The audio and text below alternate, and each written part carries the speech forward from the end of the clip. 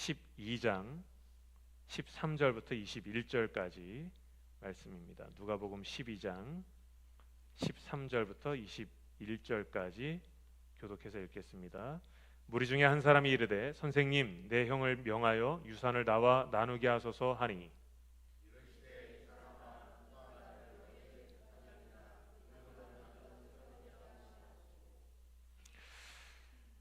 그들에게 이르시되 삼가 모든 탐심을 물리치라. 사람의 생명이 그 소유에 넉넉한 데 있지 아니하니라 하시고,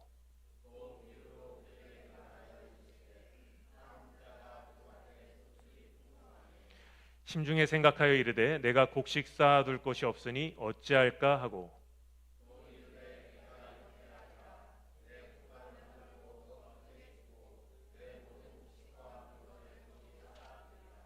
또 내가 내 영혼에게 이르되 영혼아, 여러 해 쓸 물건을 많이 쌓아두었으니 평안히 쉬고 먹고 마시고 즐거워하자 하리라 하되,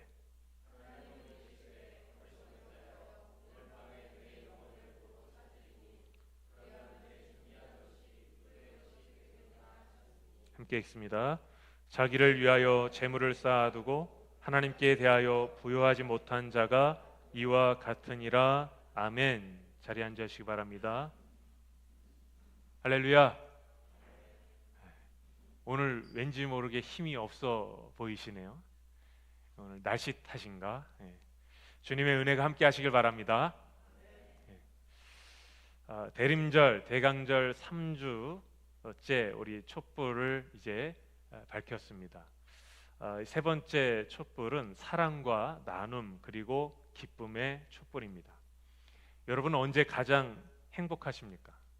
언제 가장 기쁘십니까? 여러분의 건강할 때, 여러분의 어떤 육체가 건강할 때 행복하십니까? 아니면 여러분의 통장 잔고가 가득할 때 행복하십니까?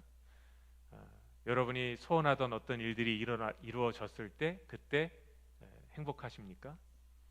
오늘 말씀은 진정한 기쁨, 진정한 행복을 언제 얻게 되는지에 대한 말씀을 우리에게 전하고 있습니다. 오늘 본문은 무리 중에 한 사람이 주님께 나와서 유산 분배를 요청하는 것으로 시작이 됩니다.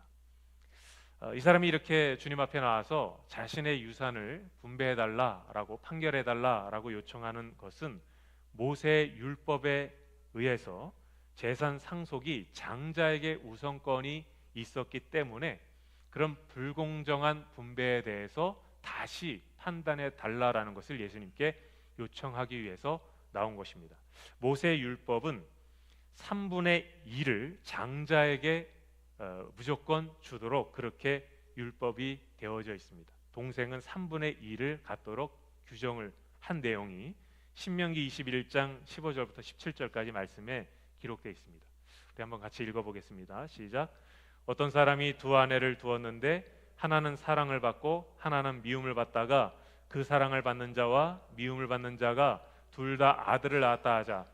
그 미움을 받는 자의 아들이 장자이면 자기의 소유를 그의 아들들에게 기업으로 나누는 날에 그 사랑을 받는 자의 아들을 장자로 삼아 참 장자 곧 미움을 받는 자의 아들보다 앞세우지 말고 반드시 그 미움을 받는 자의 아들을 장자로 인정하여 자기의 소유에서 그에게는 두 몫을 줄 것이니 그는 자기의 기력의 시작이라. 장자의 권리가 그에게 있음이니라. 아멘. 이 말씀이 무슨 말씀인가 하면 어떤 사람에게 아내가 두 명이 있다는 거죠. 근데 한 명은 사랑하는 아내고 한 명은 좀 미워하는 아내라는 거예요. 그런데 어떻게 하다 보니까 미워하는 아내에게서 아들이 먼저 나왔고 사랑하던 여인에게서 아들이 나중에 나왔다는 것이죠. 그래서 미워하던 여인에게 낳은 아들이 장자. 그러니까 이게 지금 말씀을 보면 아브라함의 모습을 우리가 생각할 수 있죠. 아브라함이 약속하신 하나님의 아들을 받기 전에 그 약속하신 아들을 기다리는 동안 그것을 오랫동안 기다렸지만 결국은 그 기다림을 이기지 못하고 하갈이라는 몸종을 데려다가 자신의 첩으로 삼았죠. 그리고 그 하갈에게서 이스마엘을 먼저 낳았습니다. 이스마엘이 장자가 됐어요. 그러나 하나님은 그 아들이 너의 아들이 아니다, 약속한 아들이 아니다라고 말씀하셨고 곧 이어서 사라에게서 아들을 낳게 하셨습니다. 그 사라에게서 낳은 아들이 이삭이고 하나님의 약속한 아들이었습니다. 하나님은 그 이삭을 영적인 장자로 삼아 주셨어요. 근데 오늘 모세 율법에서는 그 미움을 받는 자의 아들이 먼저 장자로 나왔다면 그 장자에게 비록 미워하는 여인에게서 낳은 아들이라 할지라도 장자 우선권을 주고 무조건 내 재산의 3분의 1을 그 아들에게 우선적으로 주라고 말하고 있는 것입니다. 그 동생은 3분의 1밖에 못 받는 거예요. 왜냐하면 장자의 권리가 그에게 있기 때문에 그렇다라는 것입니다. 하지만 불공정한 분배에 대해서 때로는 랍비에게 소송을 제기할 수 있었던 것입니다.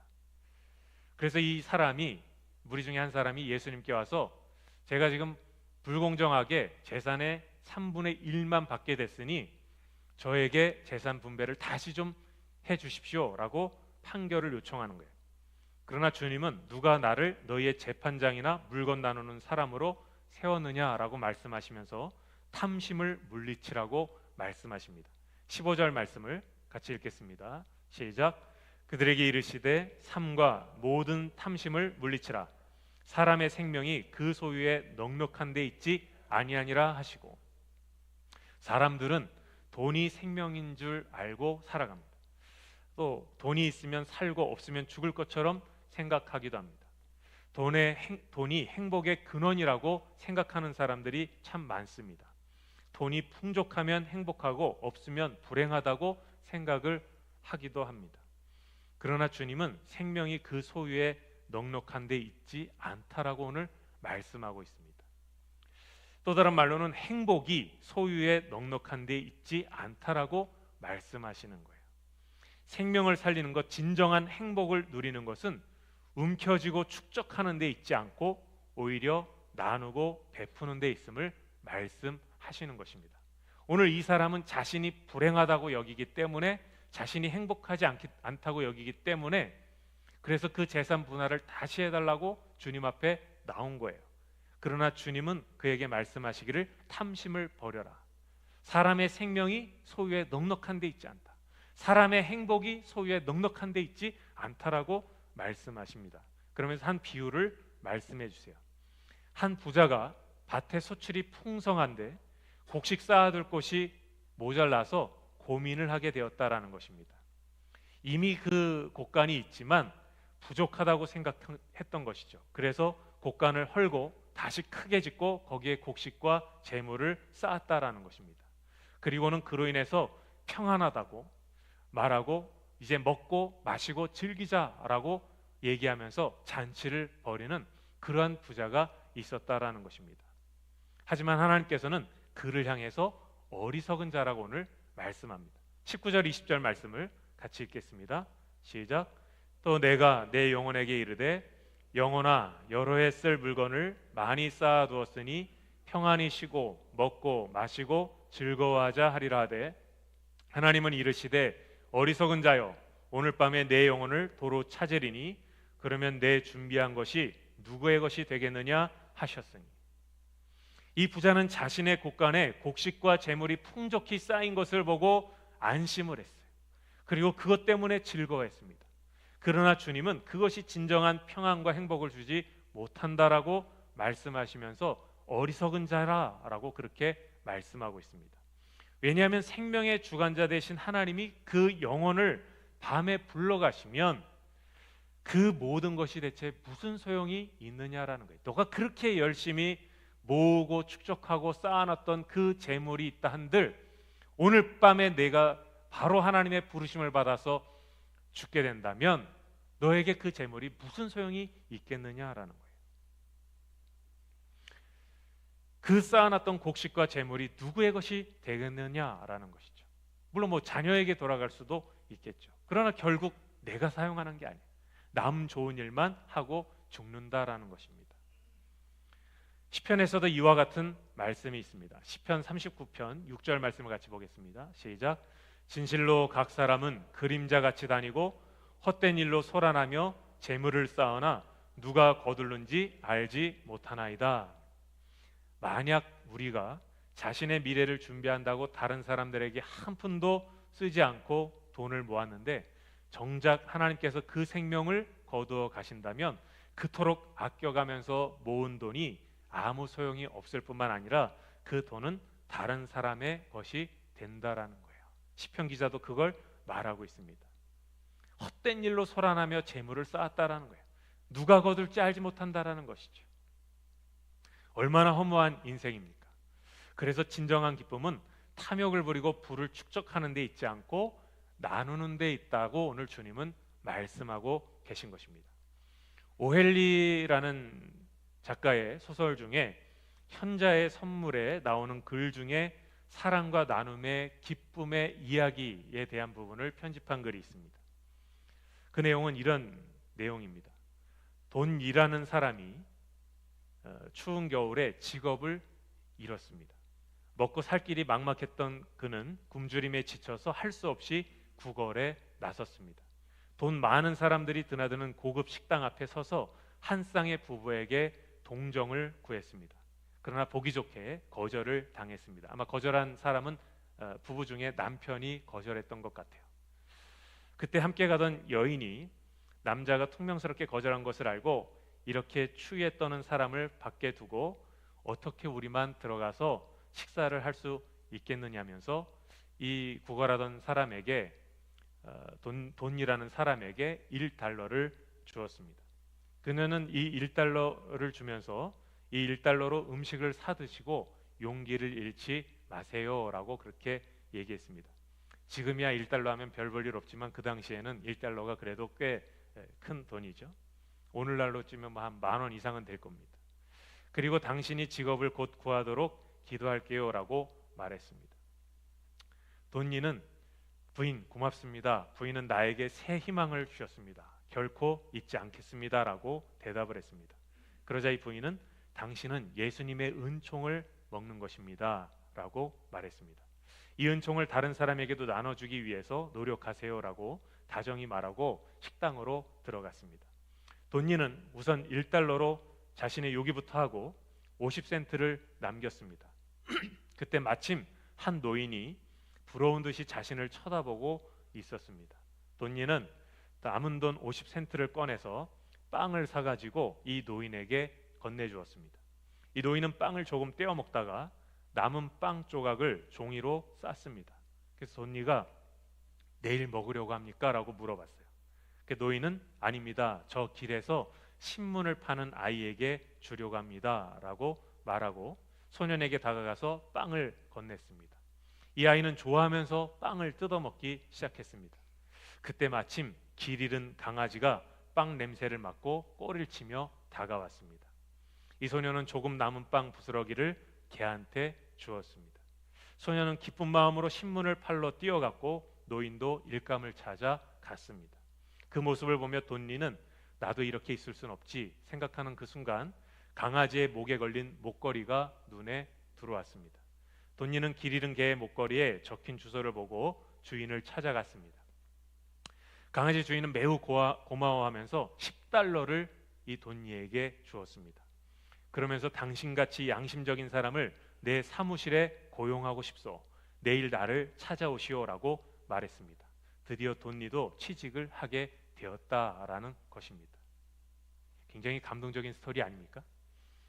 이야기에서 우리가 얻을 수 있는 교훈은 별 가치 없어 보이는 1달러의 나눔으로 시작된 사랑의 나눔이 나비효과처럼 얼마나 선한 영향력을 끼치게 되었는지, 그것이 얼마나 파급 효과를 가져오는지를 보게 되는 것입니다. 이야기를 들으면서 어떤 사람은 고작 1달러 나눠주면서 생색내기는 하며 생각하는 마음이 있다면 그 사람은 비뚤어진 마음의 사람이에요. 하지만 자신은 그렇게 1달러라도 나눠주는 사람인지를 먼저 생각해야 합니다. 어떤 사람들은 자신은 전혀 다른 사람들을 위해 돈을 쓰지도 않으면서 다른 사람들이 행하는 선한 일에 대해서 별거 아닌 것처럼 치부하거나 그 사람은 돈도 많으면서 고작 그것밖에 안 내죠 하면서 불평을 쏟아놓는 사람들도 있을 것입니다. 아무리 적은 돈이라도 남을 위해서 사용할 줄 알고 나눌 줄 아는 사람은 훌륭한 사람입니다. 자신은 남을 위해 단돈 1,000원도 쓰지 못하면서 다른 사람의 나눔을 평가절하하는 사람은 어리석은 사람입니다. 성경은 다른 사람을 위해 재물을 사용하고 나눠주는 사람이 친구도 많다라고 말씀합니다. 잠언 19장 6절 말씀을 같이 한번 보겠습니다. 시작. 너그러운 사람에게는 은혜를 구하는 자가 많고 선물 주기를 좋아하는 자에게는 사람마다 친구가 되느니라. 아멘. 본문에 나온 부자처럼 탐욕으로 가득 차서 자기만을 위한 곳간을 더 크게 짓고 더 많이 쌓아놓는 사람은 사람들도 떨어져 나간다는 거예요. 본인도 평안하거나 기쁨이 있지 않습니다. 비록 가진 것이 별로 없어도 남을 위해서 커피 한 잔이라도 살 수 있고 나눌 수 있는 사람이 훨씬 큰 기쁨을 얻게 되는 것입니다. 꼭 부자만 나눌 수 있는 것이 아닙니다. 작은 것이라도 나눌 줄 아는 사람이 너그러운 사람이고 진짜 부자인 것입니다. 탐욕과 인색함은 사람을 잃게 만드는 거예요. 친구를 잃게 만드는 거예요. 제가 중고등부 시절을 지내면서 저희 고향 교회에서 이렇게 신앙생활할 때 저랑 친했던 형이 있는데, 한 살 차이의 형이에요. 근데 그 형은 늘 껌을 지니고 다녔어요. 근데 만나기만 하면 껌을 줘요. 만나기만 하면 껌을 하나씩 꺼내주는 거예요. 그 당시에 그 무슨 주시우레시 뭐 이런 껌이 있잖아요. 근데 만날 때마다 껌을 줘. 그 껌을 얼마나 많이 받아 먹었는지 제 턱이 사각턱이 된 거예요. 근데 만날 때마다 껌을. 근데 그게 너무 좋은 거예요. 하여튼 어제 만나고 오늘 만나고 매일 만나는데도 그냥 만날 때마다 껌을 주는 거예요. 어느 순간 턱이 아프더라고. 형이 이제 그만 줘. 턱 아파. 그래도 그렇게 나눠주고 껌을 계속 주고 그 형하고 그렇게 친하게 지내면서 같이 운동하고 같이 어울리고 그렇게 지냈던 기억이 있습니다. 여러분, 누군가 계속 뭔가를 나눠주고 뭔가를 주면 그게 작은 것이라 할지라도 거기에는 계속 사람들이 같이 어울리고 친구가 되고 그러는 거예요. 반면에 전혀 다른 사람들한테 베풀지 않고 나누지 않고 아무것도 주지 않으면 그 사람에겐 사람들이 같이 하지 않습니다. 계속 떨어져 나가는 거예요. 저는 저와 여러분이 작은 것 하나라도 나눌 수 있게 되길 주의 이름으로 축원합니다. 사람한테 인색해지기 시작하면 사람들이 우리 주변에 없어요. 우리가 계속 작은 것 하나라도, 사탕 하나라도, 껌 하나라도 계속 나누는 것이 중요합니다. 그리고 탐욕을 우리가 버려야 되는데, 여러분, 투금탄 설화를 아십니까? 한강의 양천 나루 앞 여우를 투금탄이라고 하는데, 이 같은 이름이 생긴 연유가 있다고 합니다.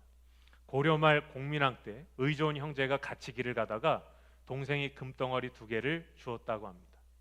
형제는 사이좋게 그 금덩이를 하나씩 나누어 가졌습니다. 하늘로 날아갈 듯 기분이 좋아진 형제는 공암 나루를 건너기 위해서 나룻배를 탔습니다. 그런데 배가 강 한가운데쯤 왔을 때 동생이 갑자기 금덩어리를 강물에 던져버린 거예요. 형이 깜짝 놀라서 동생에게 물었습니다. 아니 아우야, 이게 무슨 짓이냐? 왜 귀한 금덩어리를 강물에 던지는 것이냐? 라고 물었습니다. 동생이 대답합니다. 형님, 제가 어찌 황금 귀한 줄을 모르겠습니까? 그런데 황금을 주운 뒤에 만약 형이 없었다면 나 혼자서 금덩이 2개를 다 가질 수 있었을 텐데 라는 사악한 마음이 들었습니다. 지금까지 사이가 좋았던 우리 형제가 이 금덩어리 때문에 우애에 금이 갈까봐 황금을 강물에 던져버렸습니다. 이에 형도 네 말이 옳다라고 하면서 자신이 가졌던 금덩이마저 물에 던졌다라는 것입니다. 그래서 투금탄이라는 지명이 생겼다는 거예요. 거기 보니까 이 형제의 설화를 이렇게 모형으로 또 만들어 놨더라고요. 여러분이 이런 상황이라면 어떠시겠습니까?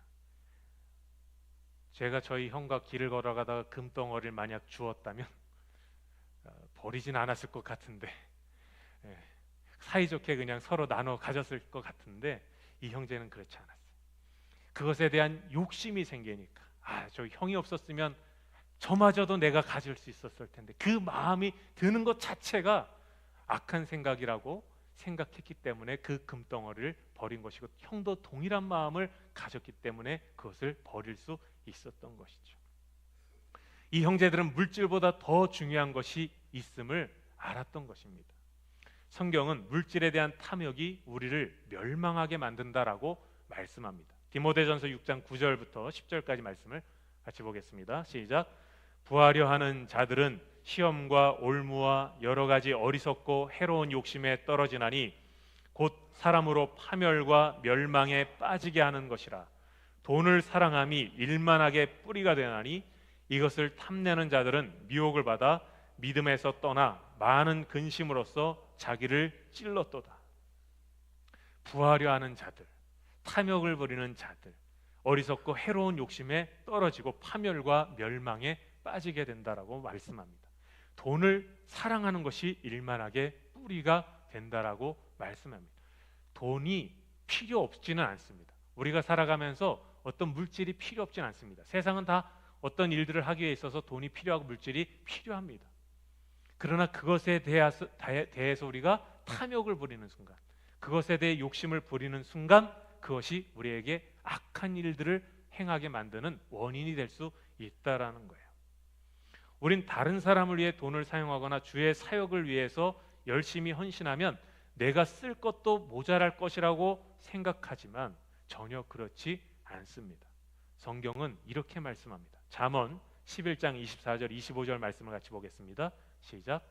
흩어 구제하여도 더욱 부하게 되는 일이 있나니 과도히 아껴도 가난하게 될 뿐이니라.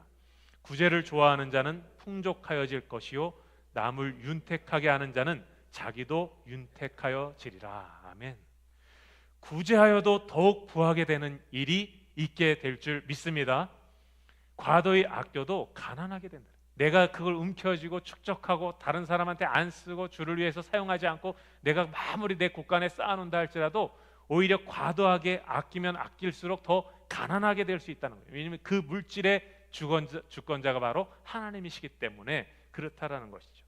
구제를 좋아하는 자는 풍족하여질 것이고 남을 윤택하게 하는 자는 자기도 윤택하여진다. 하나님은 그렇게 선을 행하고 사랑을 베푸는 사람에게 그냥 내버려 두지 않는다라는 것이죠. 오히려 더 풍성하게 하시고 그에게 필요한 모든 것들을 다 허락해 주신다라는 거예요. 이 진리를 누구보다 우리에게 제대로 보여주신 분이 바로 예수 그리스도십니다. 예수님은 자신의 생명까지 우리를 위해 버리시고 이 땅에 오셨습니다. 하늘의 모든 영광을 다 버리고 하나님의 모든 권세를 다 내려놓으시고 가장 낮고 낮은 인간의 모습으로 이 땅에 오셨습니다. 그래서 주님이 비천해지셨느냐? 전혀 그렇지 않다라는 거죠. 그렇게 모든 것을 다 버리시고 포기하시고 우리에게 오신 주님은 세상 그 누구보다 더 존귀하고 영광스러운 모습을 얻게 되셨다고 성경은 말씀합니다. 빌립보서 2장 9절 이하의 말씀처럼 이러므로 하나님이 그를 지극히 높여 모든 이름에 뛰어난 이름을 주사 하늘에 있는 자들과 땅에 있는 자들과 땅 아래에 있는 자들로 모든 무릎을 예수 이름 앞에 무릎을 꿇게 하시고 모든 입으로 예수 그리스도를 주로 시인하여 하나님 아버지께 영광 돌리게 하셨다라고 말씀합니다. 예수님이 그 하늘의 모든 영광을 다 버리고 이 땅에 오셨기 때문에 그가 비참해지시고 그가 가난해지시고 그가 볼품없는 그러한 모습으로 전락해버리지 않으셨다라는 거예요. 오히려 그로 인해서 하나님은 그를 다시 살리시고 지극히 높은 곳에 올려주심으로 말미암아 하늘과 땅 아래에 있는 모든 생명체가 예수 그리스도 앞에 무릎을 꿇었고 존귀와 영광과 찬송을 주님 앞에 올려드리는 그런 거룩한 영광을 주님이 얻게 되셨다라는 거예요. 요한계시록 5장 13절은 이렇게 말씀합니다. 같이 한번 보겠습니다. 내가 또 들으니 하늘 위에와 땅 위에와 땅 아래와 바다 위에와 또 그 가운데 모든 피조물이 이르되 보좌에 앉으신 이와 어린 양에게 찬송과 존귀와 영광과 권능을 세세토록 돌릴지어다 하니. 아멘. 예수님이 하늘의 모든 영광을 다 버리고 오셨기 때문에 그가 모든 사람들에게 오히려 비난을 받고 괄시를 받고 멸시를 당하고 그것 때문에 무너지지 않으셨다라는 거예요. 오히려 그분이 모든 피조물 위에 보좌 위에 앉으셔서 찬송과 영광과 존귀와 능력을 얻게 되셨다라고 말씀하고 있습니다. 주님이 모든 것을 다 버리셔서 다 잃어버리셨습니까? 그렇지 않습니다. 사랑을 나누셔서 비참한 신세가 되셨습니까? 아닙니다. 오히려 사랑을 행하시고 나누시고 모든 것을 내어주셨기 때문에 가장 영광스러운 자리에 서게 되셨다라는 거예요. 오늘 성경은 어리석은 자에 대해서 이렇게 말씀합니다. 21절 말씀을 같이 보겠습니다. 시작. 자기를 위하여 재물을 쌓아두고 하나님께 대하여 부요하지 못한 자가 이와 같으니라. 어리석은 자는 누구냐? 자기만을 위해서 재물을 사용하는 사람. 하나님께 대하여 부요하지 못한 자, 하나님께 드리는 것을 아까워하는 자, 주님의 사역을 위해 헌신하기를 두려워하는 자, 주님의 사역을 위해서 섬기는 것을 멈칫하는 자, 이런 사람이 바로 어리석은 자다라고 말씀합니다. 자기 자신만을 위해서 재물을 쌓아두고 다른 사람을 위해서 전혀 쓰지 못하고 또 주님의 사역을 위해서 전혀 사용하지 못하는 그런 사람이 바로 어리석은 자라는 거예요. 이런 사람은 이 땅에서 아무리 재물을 쌓으려고 해도 하나님이 하루아침에 걷어가시면 아무것도 남지 않는다라는 것을 모르는 것이죠. 자기만을 위해 살아가면서 하나님께 대하여 부요하지 못한 자가 되지 말고 하나님께 부요하게 함으로 진정한 기쁨과 즐거움을 누리며 많은 열매를 맺게 되기를 주의 이름으로 축원합니다. 한 과부의 두 렙돈 이야기를 우리는 잘 알고 있습니다. 그는 하나님께 자신이 가지고 있었던 두 렙돈을 다 드리면 자기에게 아무것도 남지 않는다라는 것을 알면서도 그걸 다 주님께 드렸습니다. 그러나 그 여인이 드렸던 그 두 렙돈을 하나님은 그 누구의 것보다 더 기쁘게 받으셨고 그 여인을 하나님께서 더 풍족하게 해 주셨을 것입니다. 하나님은 결코 주를 위해서 헌신하는 자들을 그냥 내버려 두지 않습니다. 자기 자신만을 위해서 움켜쥐고 있는 자들은 그 쌓아놓은 것도 점점 그 좀이나 동럭이 다 갉아먹는 것처럼 다 어느 순간 다 사라지게 돼요. 그리고 하나님이 거둬가시면 일순간에 사라지는 거예요. 그러나 하나님께 우리가 쌓아두게 되면 하나님은 우리에게 필요한 모든 것들을 다 허락해 주십니다. 오늘 이 대강절 세 번째 주일 주님을 맞이하는 우리가 사랑과 나눔으로 말미암아 오히려 풍성하신 주님의 은혜를 우리가 경험하고 우리에게 진정한 사랑을 나누시고 희생하신 주님을 우리가 기쁨으로 맞이할 수 있게 되길 주의 이름으로 축원합니다. 그것이 진정한 기쁨이라는 거예요. 세상에서 얻는 기쁨이 아닌 주로 말미암아 얻는 진정한 기쁨 안에서 다시 오실 주님을 맞이하는 성탄절을 기다리는 저와 여러분이 되기를 주의 이름으로 간절히 축원합니다. 기도하겠습니다. 하나님 아버지 감사합니다. 오늘 우리가 주님 오심을 기다리면서 우리 어떤 삶을 살아가야 하는지 우리가 어떻게 주님을 맞이해야 되는지를 다시 한번 깨닫게 하심을 감사드립니다. 주님, 오늘 우리가 주님을 맞이하면서 진정으로 우리의 사랑을 나누게 하시고 베풀게 하시고 주를 위해서 헌신하게 하셔서 진정한 기쁨을 우리가 누릴 수 있도록 주님 도우시고 인도하여 주옵소서. 세상에서의 성공이 아닌 영적 승리를 거둬가게 하시고 진정한 사랑의 열매, 성령의 열매, 말씀의 열매를 거둘 수 있는 우리 삶이 되게 하여 주옵소서. 우리 주 예수 그리스도의 이름으로 감사하며 기도하옵나이다. 아멘. 우리 다 함께 일어나셔서 찬양합니다.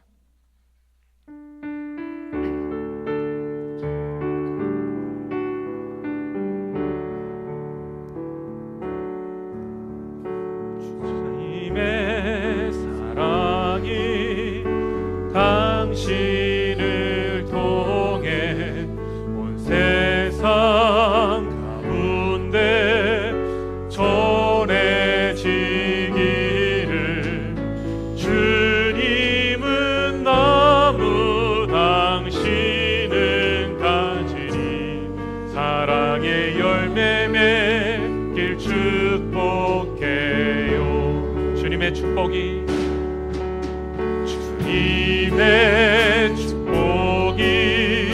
당신을 통해 만 가운데 흘러가기를 주님은 나무 당신은 가지니 사랑의 열매 맺길 우리 한 번 더 찬양합니다. 주님의 사랑이 주님의 사랑이 당신을 통해 온 세상 가운데 전해지기를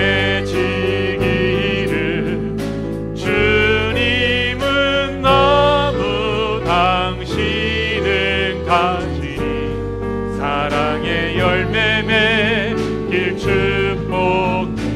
주님의 축복이, 주님의 축복이 당신을 통해 온 열방 가운데 흘러가기를. 주님은 나무 당신은 가지니 사랑의 열매 맺길 주님은 나무, 주님은 나무 당신은 가지니 사랑의 열매 맺길 주님은 나무 당신은 가지니 주님은 나무 당신은 가지니 사랑의 열매 맺길 축복해요. 이제는 우리를 위해서 모든 것을 다 내어주시기까지 그 사랑을 나눠주시고 생명까지 버리시며 우리에게 다가오신 예수 그리스도의 놀라우신 사랑과 우리를 구원하시기 위해 독생자 아들까지 아낌없이 보내주신 하나님 아버지의 무한하신 사랑하심과 오늘 우리가 이 땅을 살아가면서 그리스도의 제자로 하나님의 자녀로서 주께서 우리에게 주신 사랑을 나누고 베풀고 또 섬기며 주의 일을 위해 헌신할 수 있도록 우리의 믿음을 이끌어 주시는 성령님의 역사 인도하심이 사랑의 열매를 맺어가는 우리 소망교회 모든 성도들의 삶 위에 이제부터 영원히 함께 하시길 간절히 축원하옵나이다. 아멘.